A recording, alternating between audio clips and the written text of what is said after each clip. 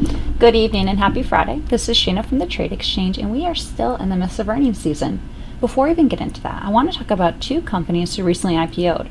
Now, one company, they did tremendous this week. However, the other company, they've hit fresh IPO lows. I'm talking about Blue Apron. Look where Blue Apron closed out at just $3.17. And you're probably wondering what happened to Blue Apron.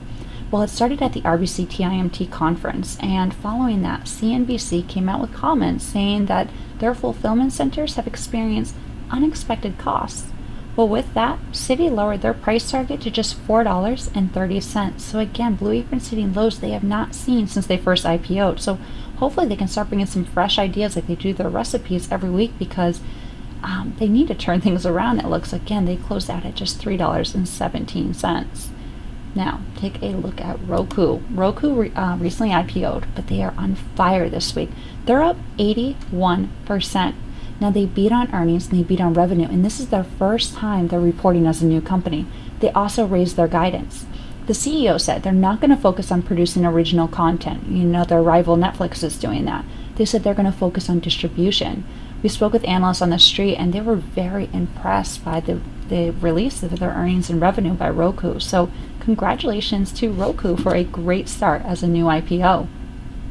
Now take a look, because we are in earnings season, at Pandora. So Pandora is a perfect prime example of what can happen when a company guides lower. They guided lower last week, and this is the following week. The weakness is continuing. They're down 18% this week. On top of that, Citi lowered their price target to $10. JP Morgan downgraded them. Jim Cramer was on CNBC. He said he would sell the name this week. So again, Pandora's down 18% this week, and it's a shame to see, because I actually listen to Pandora every day. I love Pandora, and I'm hoping they can turn it around, but analysts on the street have said that they believe this could take quarters to turn around for Pandora. So again, Pandora is down 18% just on the fact that they guided lower for their quarter four. But let's end on a positive note. So on a positive note, look at JCPenney. JCPenney, it's a retail company. So we've been talking all year about retail companies just getting hit, and this industry just getting so hard hit, having such a tough time. Well, JCPenney is going against the grain. They are up 32% this week. They beat on earnings per share. They beat on revenue. They have positive momentum in their same store sales. October came in at 1.7%. And you remember last time we talked about the last quarter when they released their earnings, and they talked about bringing in Sephora stores to try and bring in more traffic from a younger crowd. Well, it seems to be working, because on a conference call, they said they were incredibly pleased, as they put it, with Fenty Beauty by Rihanna, which is a makeup brand that's exclusive to Sephora and the Sephora stores that are in JCPenney. So it seems to be doing really, really well for JCPenney. Again, they're up 32% this week, which is really great to see, especially in the retail industry. Now, crude oil. Crude oil also had a fabulous week. It's up over 2% this week. And look where it closed out, above $56 a barrel. So keep in mind, November 30th, the OPEC nation members are all getting together. And there's very strong optimism that they are going to extend those production cuts from March 2018 till the end of 2018. Russia is very supportive of it. Of course, OPEC's supportive of it. Saudi Arabia, as we know, is supportive of it. And this week, we heard that Crown Prince Mohammed bin Salman arrested 11 princes, ministers, top business tycoons. So there's a consolidation of power going on in Saudi Arabia, and he's a big proponent. He wants these production cuts to happen.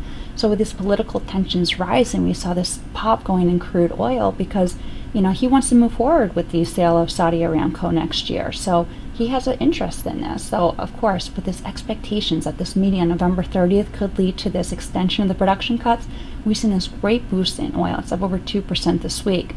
We did get the Baker Hughes numbers today, and the Baker Hughes numbers, oil is up 9 at 738, and the total rig count is up 9 at 907, and this is the most that oil rig counts have gone up in about 5 months. However, all this positive expectations on this meeting coming up has led to this great boost in oil, again closing out above $56 a barrel this week.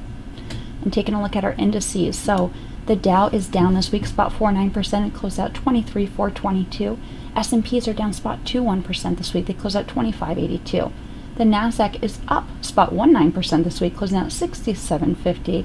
And gold closed up spot 47% this week, it closed out 1276 spot 20.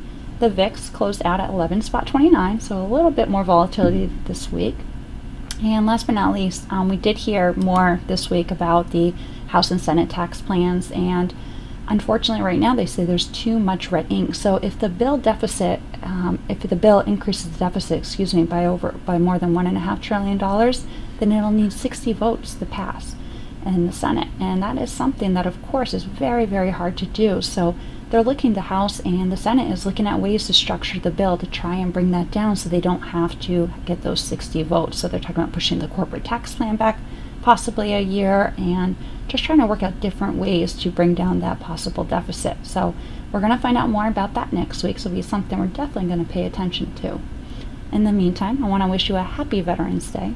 I thank you for joining us this week, and I look forward to joining you next week as the earnings season continues.